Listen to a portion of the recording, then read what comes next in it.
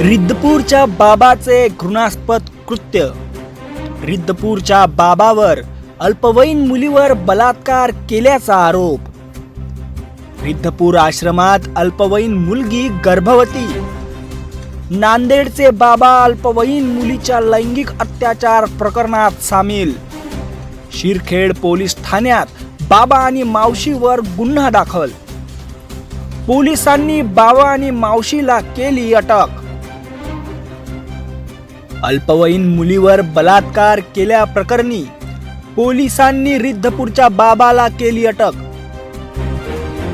अल्पवयीन मुलीच्या मावशीने तिला बाबाकडे पाठवले, ज्यामुळे झाला अत्याचार. बलात्कारानंतर गर्भवती अल्पवयीन मुलीला आश्रमातून हाकलले. नांदेडच्या महाराजांवरही रिद्धपूरमध्ये अल्पवयीन मुलीवर अत्याचार केल्याचा आरोप. रिद्धपूर आश्रमात अल्पवयीन मुलीवर बलात्कार, जिल्हा हादरला.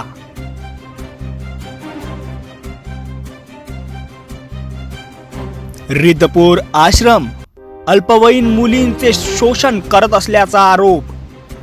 रिद्धपूर आश्रमात अल्पवयीन मुलीवर वारंवार अत्याचार. 6 महिन्यांची गर्भवती अल्पवयीन मुलगी आश्रमातून हाकलली.